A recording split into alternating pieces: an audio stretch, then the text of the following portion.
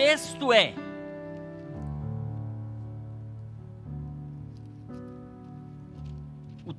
é: não ameis o mundo. Não ameis o mundo, nem o que no mundo há. Se alguém ama o mundo, o amor do Pai não está nele. Porque tudo o que há no mundo, a concupiscência da carne, a concupiscência dos olhos e a soberba da vida, não é do Pai, mas do mundo. Não ameis o mundo, nem o que no mundo há. Não ameis o mundo, nem o que no mundo há. Se alguém ama o mundo, o amor do Pai não está nele, porque tudo que há no mundo, a concupiscência da carne, a concupiscência dos olhos, tudo isso, soberba da vida, tudo isso, isso não é do Pai, mas isso é do mundo. Queridos irmãos, eu e você, nós não somos desse mundo. Nós somos de um outro mundo. Nós somos de outro mundo. A Bíblia diz que a nossa pátria não é aqui. A nossa pátria é celestial. A Bíblia diz que nós somos cidadãos dos céus. Nós estamos no mundo, mas nós não somos do mundo. E enquanto estrangeiros aqui nesse mundo, nós precisamos ser sal da terra e luz do mundo. Como estrangeiros nesse mundo, precisamos ser sal da terra e luz do mundo. Estando aqui, nós precisamos nos diferenciarmos do mundo. Nós não podemos ser igual ao mundo. O mundo tem que olhar para mim e para você e tem que notar em nós algo diferente, algo que nos distingue ou nos diferencia do mundo. Nós não podemos ser iguais aos do mundo, temos que ser diferentes. Nós precisamos ser diferentes. Nós não podemos nos comportar ou nos portar conforme o mundo. Nós não podemos nos conformar com o mundo. Quando em Romanos, no capítulo 12, versos 1 e 2, Paulo escrevendo aos Romanos diz: rogo-vos, pois, pela compaixão de Deus. Rogo-vos, pois, pela compaixão de Deus, que não vos conformeis com este mundo. Paulo ali, ele não está dizendo, ele não está se referindo a esse mundo físico. Paulo vai dizer: rogo-vos, pois, irmãos, que apresenteis os vossos corpos em sacrifício vivo, santo e agradável a Deus, que é o vosso culto racional. No versículo 2 ele vai dizer: e não vos conformeis com esse mundo. Não está se referindo a esse mundo geográfico, não está se referindo a esse espaço físico no qual nós habitamos, não está se referindo ao planeta Terra, mas sim a um sistema que chamamos de mundo. Paulo está dizendo: não vos conformeis, ou não nos amoldemos a esse mundo. A gente não pode ter a forma do mundo, nós não podemos ter o jeito do mundo, o estilo do mundo. Nós não podemos ser igual ao mundo, porque nós não somos do mundo. Como se fôssemos gringos, estrangeiros aqui. Eu disse, se você encontrar qualquer estrangeiro aqui, se você encontrar com um chinês ali, você vai perceber que ele não é desse nosso Brasil. Se você encontrar qualquer um estrangeiro que não fala a língua portuguesa, e ainda que fale a língua portuguesa, mas de um outro país, tem as diferenças, né? Você vai perceber que aquela pessoa não é desse mundo, ou não é desse Brasil, não é do nosso Brasil. Você vai reconhecê-lo.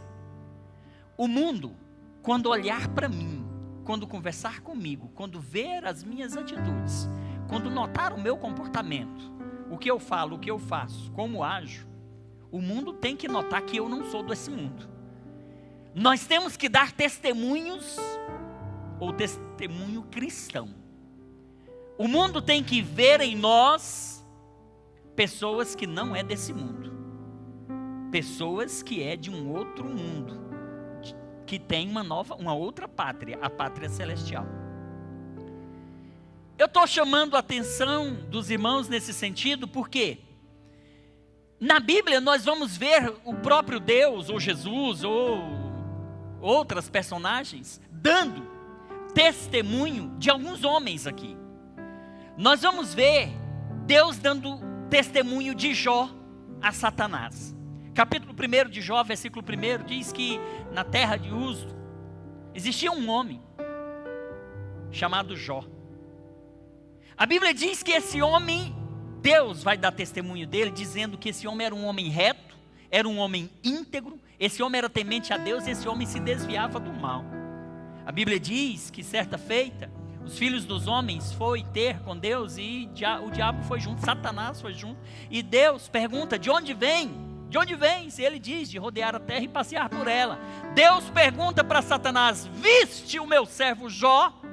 Ele vai dizer, vi. Homem justo, homem reto, temente a Deus, desvia-se do mal, homem íntegro. Deus dá testemunho de Jó para Satanás.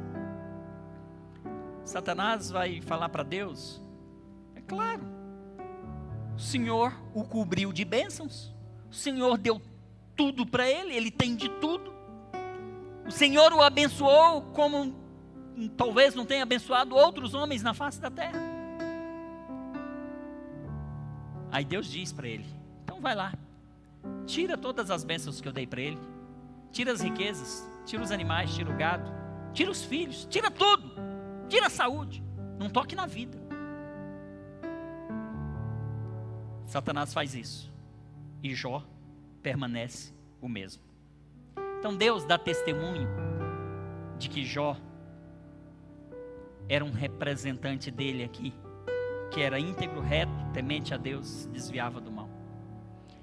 A Bíblia vai falar de Daniel no capítulo 6, versículo 4, na parte B. Vai dizer que, na verdade todo o versículo diz que os sátrapas, os governadores, eles buscavam ocasião para pegar Daniel em alguma falha para que pudessem incriminá-lo. A parte B do versículo vai dizer, mas não podiam achar ocasião ou culpa alguma, porque ele, Daniel, era fiel, e não se achava nele erro nem culpa. Perceba que Daniel aqui nessa terra, ele era um verdadeiro representante do céu. Ele era um homem reto, ele era um homem íntegro, ele não se contaminava com as iguarias do rei, ele não se contaminava com tudo que tinha em Babilônia, ele estava cativo em Babilônia, e aquele jovem, ele não adorava, ele decidiu não adorar os deuses que se adoravam naquela nação, comer a comida que se comia naquela nação, beber as bebidas que se bebia naquela nação. Daniel, ele decidiu ser reto, justo, íntegro, temente a Deus, e se desviava do pecado. A Bíblia vai dizer em Mateus capítulo 11, versículo 11, acerca de João Batista, o próprio Jesus dele falando, vai dizer, em verdade vos digo que entre os nascidos de mulher, entre os que de mulher têm nascido, não apareceu alguém maior do que João Batista. E Jesus fala, mas aquele que é o menor no reino dos céus será maior do que João Batista. Então Jesus vai dar testemunho de João Batista. Provérbios 10, 9 vai dizer que quem anda em sinceridade anda seguro, mas o que perverte os seus caminhos ficará conhecido. 1 Timóteo capítulo 4, versículo 12, Paulo vai dizer para Timóteo, Timóteo, você é ainda jovem, um jovem pastor, que ninguém te despreze pela sua juventude, Agora, Timóteo, sê o exemplo dos fiéis na palavra, no procedimento, no amor, na fé e na pureza. Percebam que nós, enquanto cristãos, temos que ser como esses homens mencionados aqui. A Bíblia vai dizer lá no Velho Testamento acerca de um homem chamado Eliseu. E a Bíblia vai dizer que certa feita ele passa à frente, à porta da casa de uma mulher. E aquela mulher vai observar aquele homem. E ele passa ali várias vezes. E aquele homem, eu imagino, ele não fez nada, ele não disse nada. Mas aquela mulher, só de olhar naquele homem, ela vai falar dele para o seu marido. E ela vai dizer, esse homem que passa aqui todos os dias, ele é um santo homem de Deus. Perceba que aquela mulher, aquele homem, com a sua maneira de viver, com o seu comportamento, com o seu jeito de ser, aquele homem, ele vai fazer com que Cristo, ou fazer com que Deus, seja refletido na vida dele. Nós, eu e você, aqui nesse mundo, enquanto peregrinos, enquanto moradores temporários aqui, enquanto nós não formos para a nossa pátria, nós temos que ser vistos como verdadeiros cidadãos dos céus. As pessoas têm que olhar em nós e têm que ver que nós somos diferentes. As pessoas têm que olhar em nós e perceber que em nós há o brilho do Espírito Santo de Deus. As pessoas têm que olhar em nós e ver que nós somos diferentes, nós não somos iguais aos deste mundo, porque os deste mundo procedem impiamente, procedem loucamente, mas nós não somos deste mundo. Nós temos que proceder como cidadão dos céus. Nós temos que proceder como Cristo procedeu quando esteve aqui. Então, as pessoas têm que olhar em nós e ver Cristo em nós. As pessoas têm que olhar em nós e ver que nós somos diferentes dos deste mundo. E enquanto igreja, se nós nos assemelharmos aos deste mundo e praticar as obras que eles praticam, nós em nada seremos diferente deles. Nós certamente seremos confundidos com eles. E o nosso papel aqui, que é salgar essa terra e que é refletir a luz de Cristo, não estará sendo cumprido. Nosso papel não estará sendo cumprido. Se nós decidimos estar com Cristo, nós temos que mudar, nós temos que ser diferentes. Nós temos que ser diferentes. Nós não podemos proceder conforme procedeu o mundo. Nós não podemos proceder conforme procedem os homens do mundo. A Bíblia diz, como disse aos irmãos, na referência de 1 João 2,15, tinha falado 5,16, não ameis o mundo, nem o que no mundo há. Se alguém ama o mundo, o amor do Pai não está nele.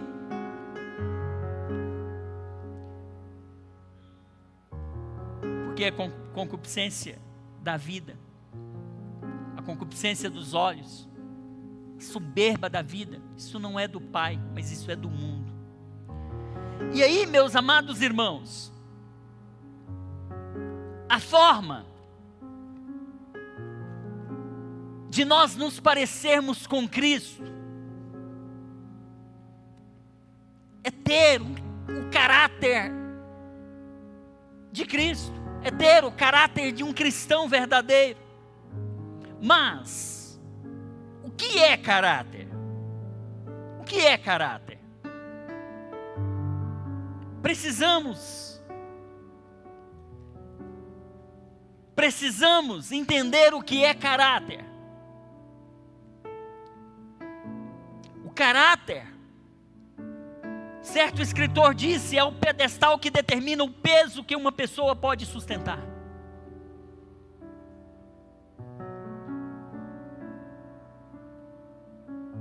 Arnaldo Jabor, um jornalista brasileiro bem conhecido de todos, ele disse que as circunstâncias nas quais você vive determinam a sua reputação. A verdade que você acredita determina o seu caráter. Então, reputação é o que acham que você é. Caráter é o que você realmente é. A reputação é o que você tem quando você chega numa comunidade nova. O caráter é o que você tem quando você vai embora dela. A reputação torna você rico ou pobre. O caráter torna você feliz ou infeliz. Reputação é o que os homens dizem de você junto à sua sepultura. Caráter é o que os anjos dizem de você diante de Deus. Agora veja.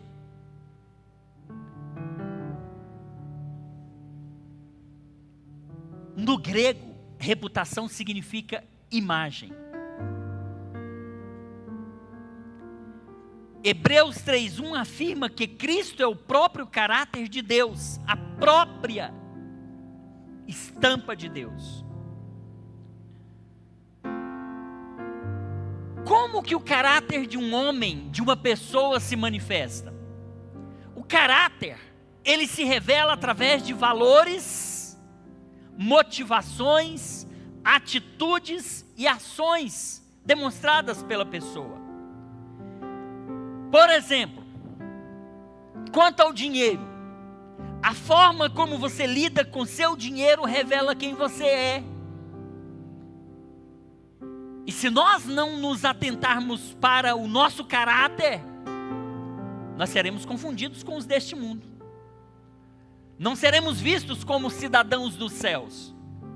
Então, a forma como você lida com seu dinheiro revela quem você é. Por exemplo, o caráter de Judas se manifestou na forma como ele lidava com o dinheiro que não lhe pertencia. A maneira como você lida ou lidar com o seu dinheiro, ou com o dinheiro que não lhe pertence, vai revelar muito, vai falar muito acerca do seu caráter. A Bíblia diz que Judas Iscariotes, ele era o tesoureiro do colégio apostólico. Judas, ele era o que guardava o dinheiro. E os irmãos sabem, por exemplo, quando aquela mulher, ela quebra um vaso de alabastro e derrama sobre Jesus, a Bíblia diz que dentro daquele vaso tinha um nardo puro, de valor incalculável, valor altíssimo. Ela quebra aquele vaso, derrama aquele óleo, e Judas, estando por perto, diz: para que esse desperdício? Poderia ter vendido, pego o dinheiro e dado aos pobres. Na verdade, Judas não estava preocupado com os pobres. Judas estava preocupado em vender aquilo, botar o dinheiro ali no gasofilácio, ali no caixa, e para que depois ele subtraísse. Então, o caráter de Judas se manifestou na forma como ele lidava com o dinheiro que não lhe pertencia. Dê dinheiro a um homem e você saberá quem é esse homem. O dinheiro serve para revelar o substrato do ser, do nosso ser. Certo escritor disse: a falta de caráter cria uma plataforma de destruição para a intimidade com Deus e com as pessoas de bem. Então, a maneira como você lida com o seu dinheiro revela o seu caráter. Segundo, a forma como você lida com o sexo oposto revela muito do seu caráter. A pergunta que se faz é: qual o testemunho, por exemplo, das mulheres da igreja a respeito de vocês, homens? Qual o testemunho dos homens a respeito de vocês, mulheres?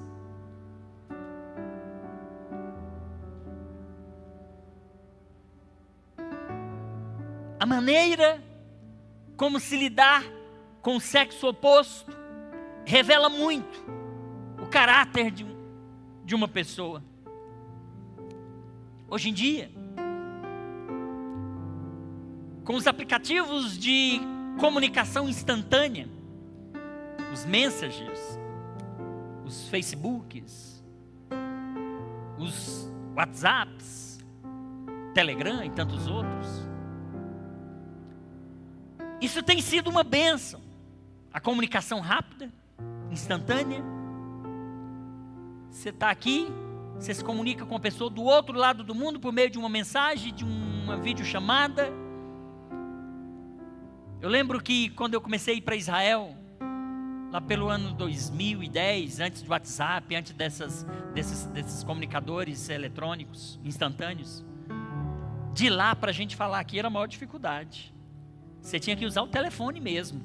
E a ligação internacional era um absurdo. Você ficava lá, você quase não comunicava com o povo aqui. Agora, mais recente, nas últimas viagens, você tem o WhatsApp. Você comunica, Thaís, com todo mundo. Em tempo real. Isso é muito bom. Mas esses comunicadores, esses aplicativos de comunicação instantânea, de mensagens instantâneas, eles trouxeram um prejuízo muito grande, porque o que tem de famílias sendo destruídas por conta desses mensagens, não sei nem qual é o plural, é isso mesmo? Se não for, fica sendo, coloca aí no dicionário. O que tem de casais separando por conta desses comunicadores. É o homem casado conversando com mulher casada, conversas comprometedoras. É a mulher casada conversando com homens casados ou não, conversas comprometedoras. Aí alguns bloqueia tudo, né? Bloqueia a esposa, não dá a senha. A esposa bloqueia, não tem a senha do Face, não tem a senha do próprio celular. E se falar em dar a senha um para o outro, aí inicia uma terceira guerra mundial dentro do lar. É bom, mas as pessoas não estão vigiando e estão utilizando esses recursos para o mal, para a destruição do casamento, para a destruição da família. E mantém-se em sigilo, escondido do cônjuge, do amigo, dos filhos, mas só por um pouco de tempo. Porque Deus, que tudo vê, está enxergando, está sabendo o que você faz no oculto, está sabendo o que você faz sozinho quando você está ali no seu quarto, porta trancada em algum lugar. Deus tudo está vendo. E Deus não vai deixar isso ficar encoberto por muito tempo. Daqui a pouco a máscara cai e tudo vem à tona, tudo se revela. Porque não há nada que fique encoberto toda a vida toda. Então, meus queridos irmãos, essa questão da forma como se lida com o sexo oposto revela muito do caráter de um cristão. E se o cristão está aqui nesse mundo, não sendo desse mundo, mas procedendo igual àqueles que são desse mundo, ele não está representando Deus. Não está refletindo nele o caráter de Cristo. Ele não está sendo luz, não está sendo sal.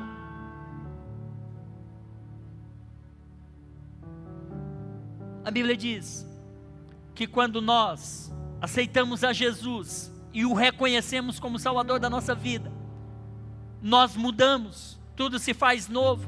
as coisas velhas, as velhas práticas, tudo isso fica para trás e eis que tudo se faz novo. Tudo se faz novo. Entrarmos numa igreja, aceitarmos a Jesus, termos a Bíblia, sermos pessoas de oração, de jejum, de consagração, mas não mudarmos de vida, faz com que nós percamos o nosso tempo. Nós somos chamados para ser diferentes.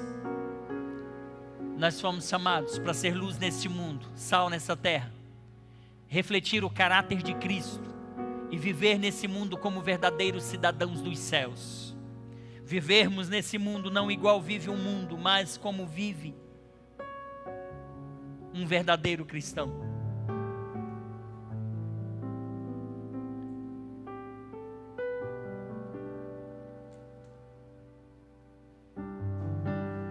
Qual o testemunho das mulheres com as quais você conversa no Facebook? Qual o testemunho das mulheres com as quais você conversa no WhatsApp? Qual o testemunho das mulheres com as quais você conversa lá na loja onde você faz compra? Lá na sua faculdade? E isso a gente tem que tratar com muita seriedade.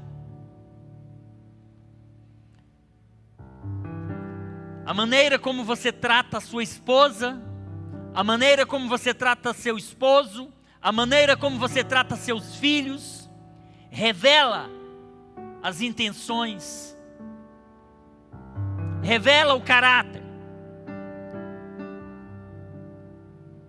revela muito o seu caráter. Seus filhos dão um bom testemunho de você? Seus filhos que vivem com você todos os dias dão um bom testemunho de você? Seu marido, mulher, dá um bom testemunho de você? Sua esposa dá um bom testemunho de você? Porque a maneira como nós lidamos com aqueles que estão à nossa volta, dentro da nossa casa, revela muito o nosso caráter. Sabe por quê?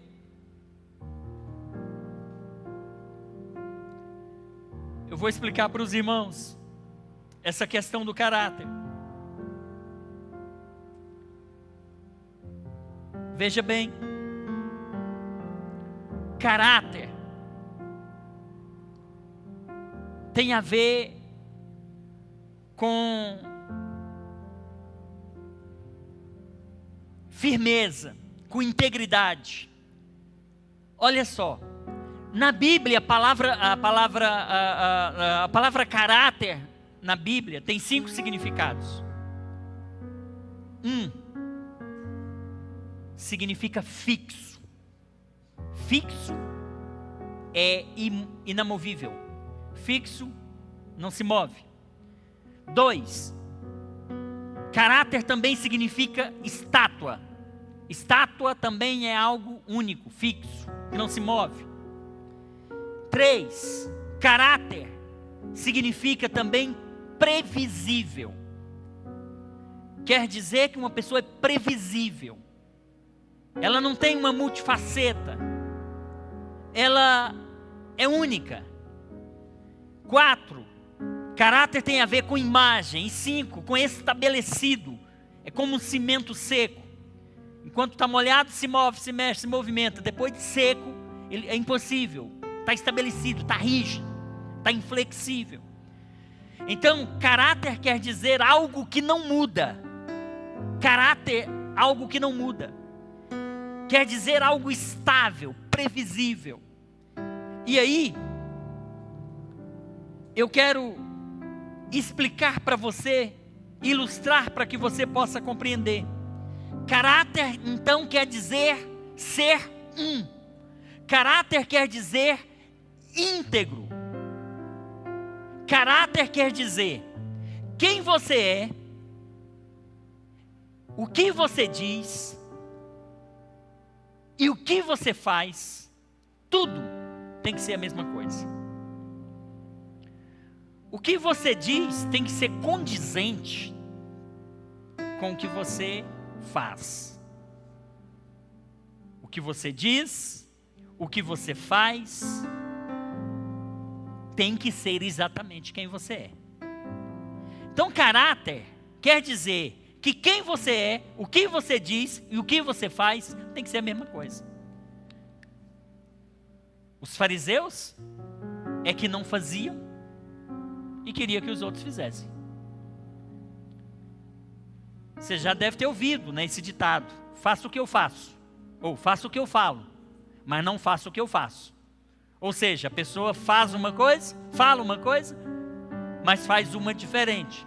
Então, nós vamos perceber que o que você é, o que você diz e o que você faz é uma coisa só.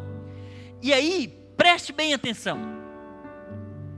No tempo de Jesus, Jesus deu aos líderes religiosos da sua época um nome. Muito provavelmente você sabe que nome é que Jesus deu aos líderes religiosos da sua época. Quando Jesus estava nessa terra, ele vivia dentro do Império Romano, e os romanos adoravam ou adotaram a cultura grega. A cultura grega foi a primeira cultura que desenvolveu o teatro. Então o teatro teve origem na cultura grega. Jesus vivia dentro do Império Romano, o Império Romano adotou a cultura grega foi quem desenvolveu o teatro. Os gregos desenvolveram então a arte do teatro. Eles foram a primeira civilização, os primeiros povos a fazer teatro. Vai prestando atenção nisso.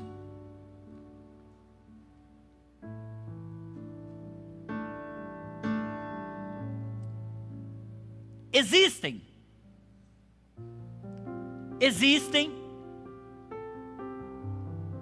algumas maneiras para se fazer teatro. Os gregos, eles então desenvolveram o teatro. E como que eles desenvolviam? Eles desenvolviam, lá no princípio do teatro, um teatro de uma só pessoa, ou o teatro de uma pessoa só. Hoje, quando nós vimos um teatro, tem vários participantes. Os gregos começaram desenvolvendo o teatro, mas eles desenvolviam a cultura do teatro de uma pessoa só. Como é que funcionava isso? Aqui está o teatro, o local. Tinha-se uma cortina e uma única pessoa, uma pessoa só. Ela ia para trás da cortina. Ela botava uma máscara. E ela chegava diante da plateia e ela dizia: olá, bom dia. Ela voltava para de trás da cortina, botava a segunda máscara. E ela voltava de novo para a plateia e respondia: bom dia. Estou bem, obrigado. Ela voltava de novo para trás da cortina, colocava a terceira máscara. E ela perguntava, como se estivesse conversando com uma outra personagem: como vai você? Para onde você vai? Voltava para trás da cortina, colocava uma quarta máscara. E aí, uma pessoa só. Isso era a cultura do teatro de uma pessoa só, ou de uma só pessoa. Uma só pessoa, com várias personagens, com várias máscaras diferentes. Porque cada vez que ela saía de trás da cortina, ela saía com uma máscara diferente, com a voz mudada, e passava-se por outra pessoa. E aí, queridos, um único homem, com máscaras diferentes, um homem com diferentes caráteres.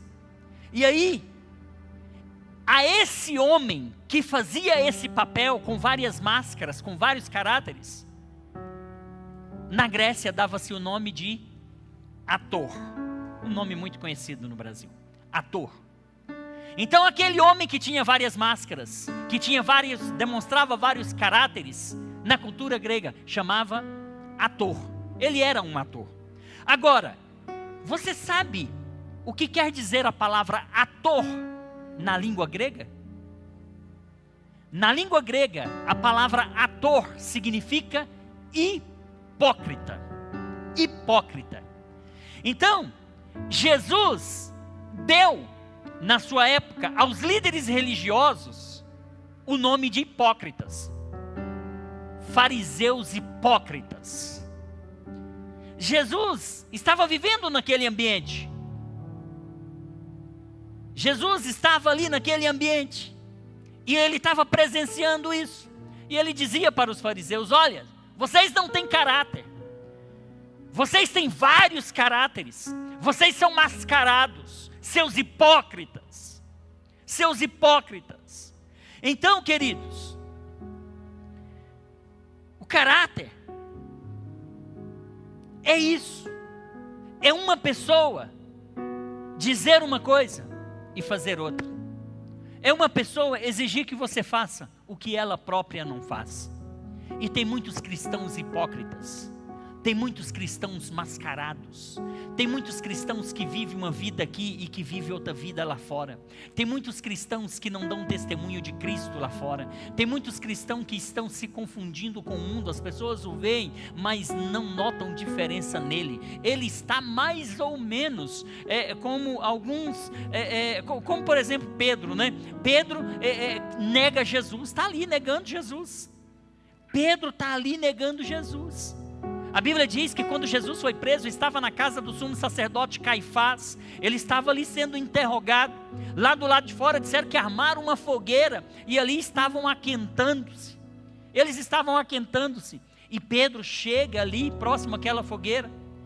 E Pedro está ali. É como que se aqui tivesse a fogueira, do outro lado dessa porta tivesse Jesus com os sacerdotes lá, sendo interrogado. E Pedro está aqui na fogueira, e ele está de olho lá em Jesus, Jesus está de olho aqui. E as pessoas que estavam aqui diziam para Pedro: você estava com esse homem aí. Pedro: eu nem conheço, nunca vi esse homem. Não, você também é galileu, você conhece esse homem. Pedro: não, nunca vi, sei nem quem é. Aquela mulher vai e diz, aquela criada vai dizer: mas a tua fala te denuncia. Aí Pedro de novo nega. Aí o galo canta, vocês conhecem a história. Mas Pedro andou com Jesus 3 anos, era o mais destemido dos apóstolos, o mais corajoso, o mais afoito. Aquele que disse para Jesus: Jesus, isso não vai te acontecer, morte, cruz, esse negócio não vai acontecer. Foi quando Jesus disse para Pedro: Pedro, olha, isso é necessário que isso aconteça. Não, Jesus, se isso acontecer, eu vou contigo até a morte. Jesus diz: Pedro, antes que o galo cante 3 vezes você vai me negar. E foi o que aconteceu nessa fogueira, nessa cena que eu estou falando para os irmãos. Um dos maiores apóstolos, mas diante de Jesus, valente, crente, corajoso, mas na ausência de Jesus, nem conheço esse homem. Por mim pode matar, pode levar para a cruz, sei nem quem é. Tem pessoas com caráteres duplos. Tem pessoas que vivem nesse mundo, mas não estão representando Cristo aqui. Tem pessoas que estão como Pedro, negando Jesus aí fora. Tem pessoas que não assumem o papel de cristão, de verdadeiro representante do céu, que reflete o caráter de Cristo na sua vida. Tem cristãos que está se misturando com esse mundo, que está amando esse mundo.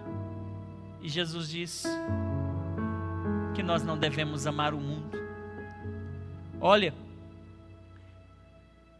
Jesus disse na sua oração sacerdotal, no livro de João, no capítulo 17, ele vai dizer: Pai, eu não peço que o Senhor os tire do mundo. Eu não peço que o Senhor os tire do mundo, e sim que os guardeis no mal. Nós vamos estar sim aqui nesse mundo. Jesus não pediu ao Pai que tirasse-nos do mundo, porque para nos tirar do mundo implicava morrermos. Só saímos desse mundo quando morremos. Jesus, orando ao Pai, na oração sacerdotal, ele diz: Pai, não peço que os tires do mundo, porque senão você vai ter que matá-los, mas eu te peço, guarda eles do mal. Queridos, Nós estamos nesse mundo. Mas nós não podemos viver como o mundo, amando o mundo, praticando as obras deste mundo. Como disse, aqui no mundo se prostitui, se adultera, vai para as baladas, enche a cara, depois sai carregado, levado para casa. Aqui nesse mundo, rouba, mata, faz tudo isso. Mas nós não somos desse mundo. Aqui, mente, engana, trapaceia. Aqui faz todas essas coisas. Mas como cidadãos dos céus, não podemos proceder assim.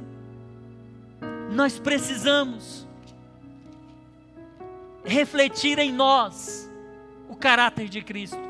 As pessoas precisam olhar para a gente e ver Cristo em nós. As pessoas têm que olhar para nós e têm que dizer: esse não é desse mundo, esse aqui é diferente, esse não é desse mundo, esse é um santo homem de Deus, esta é uma santa mulher de Deus. O linguajar deles é diferente, a forma de vestir diferente, o ciclo de relacionamentos diferentes. Você viu o que diz o Salmo 1? Salmo 1 vai falar isso: bem-aventurado o homem que não se assenta na roda dos escarnecedores, ele não se detém no caminho dos pecadores. Agora tem muitos cristãos hoje se assentando na roda de escarnecedor. Tem muitos cristãos hoje que, diferentemente do que fez Daniel quando estava na Babilônia, Daniel, quando ele foi levado cativo para a Babilônia, queriam dar a ele das iguarias do rei, mas ele disse: não quero me misturar, não quero me contaminar. Mas tem muitas pessoas hoje que estão se contaminando muito fácil. Não, pastor, é porque os colegas de trabalho, depois do expediente, me convidaram. Aí eu fui para o barzinho, enchi a cara. Aí eu fui para a festinha. Aí eu fui. Aí lá conheci uma menina. O senhor sabe, né?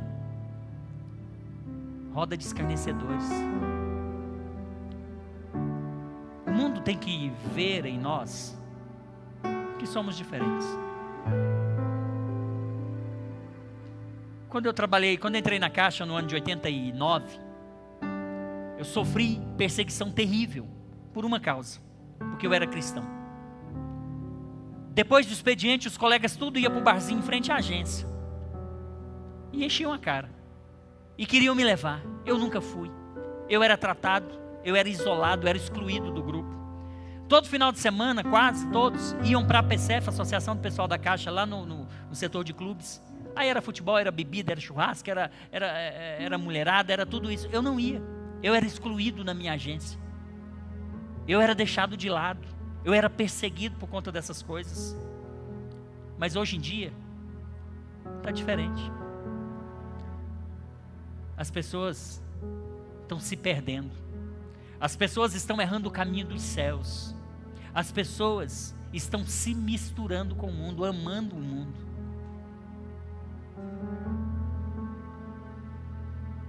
Você tem sido luz para os que estão à sua volta? O caráter de Cristo reflete em você? As pessoas te reconhecem como uma pessoa diferente? O seu linguajar tem sido diferente?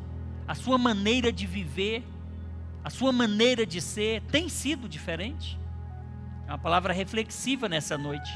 É uma palavra para você ir para casa pensando nisso.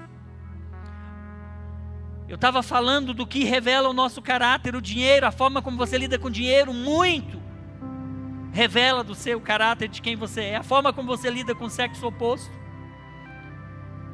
O conteúdo das suas conversas informais revelam muito o caráter.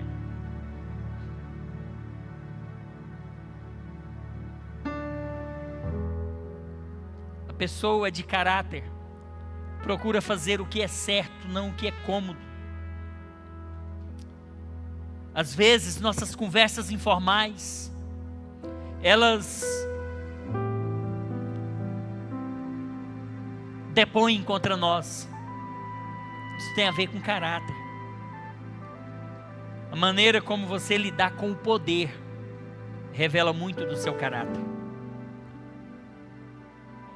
Observem que José,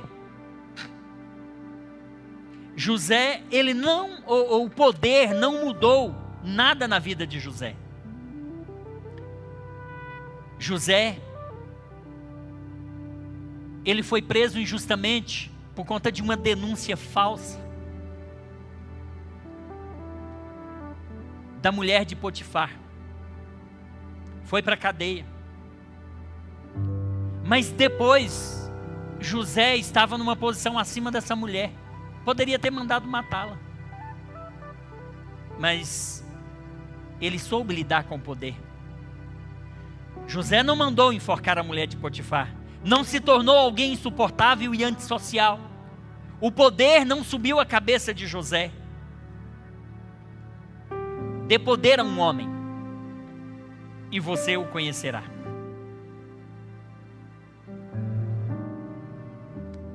A maneira como você alcança sucesso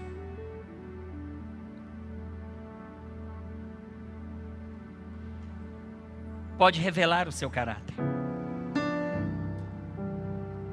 Então, queridos,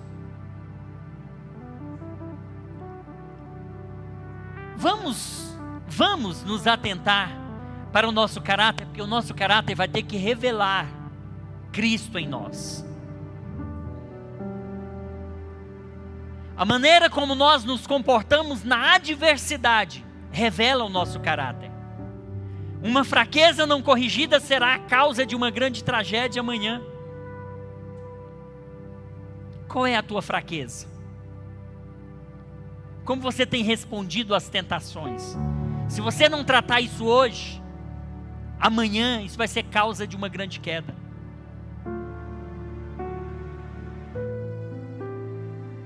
A gente precisa corrigir as falhas do nosso caráter. Diga não às pequenas corrupções.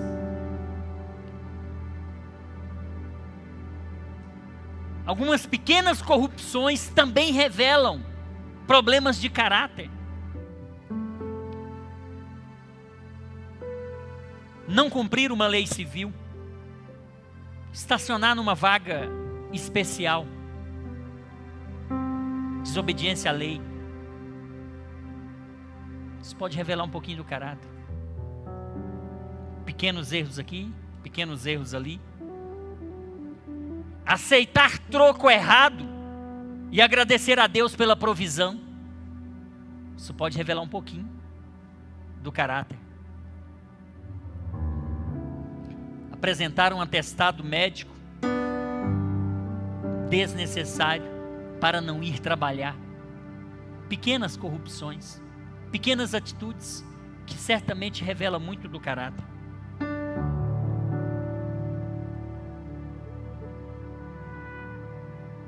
Roubar sinal da internet do vizinho revela um pouco do caráter.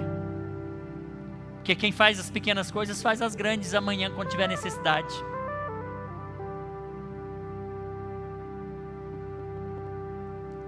Coisas assim. Nós precisamos se preocupar com o nosso caráter. Porque o nosso caráter, se houver falhas no nosso caráter, o mundo poderá não ver Cristo em nós. No céu nós poderemos não ter o testemunho que Jó teve. Homem reto, íntegro, temente a Deus, que se desvia do mal.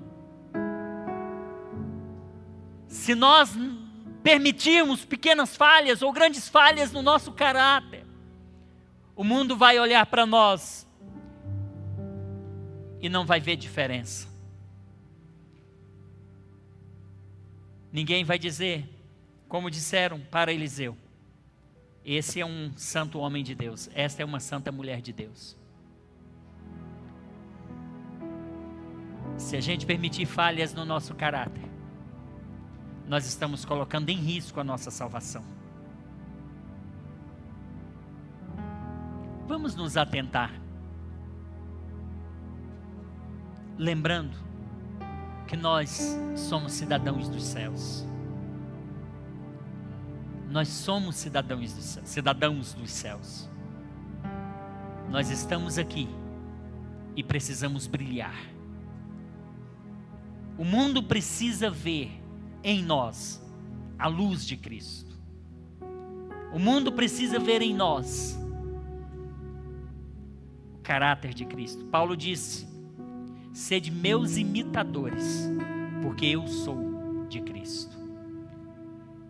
Sejamos íntegros, sejamos honestos, sejamos verdadeiros cidadãos dos céus, sejamos homens que pessoas possam olhar para nós e ver em nós a glória, ver em nós algo diferente. Você pode ganhar pessoas para Cristo só com seu testemunho, só com a sua maneira de ser, só com a sua maneira de agir, só com a sua maneira de falar, de proceder. Você pode ganhar alguém para Cristo. Que Jesus te abençoe, que você possa guardar essa palavra no seu coração. Quero dizer para os irmãos que hoje, vamos nos colocar de pés, eu vou orar por vocês. Hoje é um culto de Santa Ceia, nós estaremos celebrando a Santa Ceia, e durante essa pandemia nós estamos procedendo de forma extraordinária, excepcional. Nós não estamos servindo o pão, os elementos da Santa Ceia, o pão e o vinho individualmente, os nossos obreiros não estão servindo aí.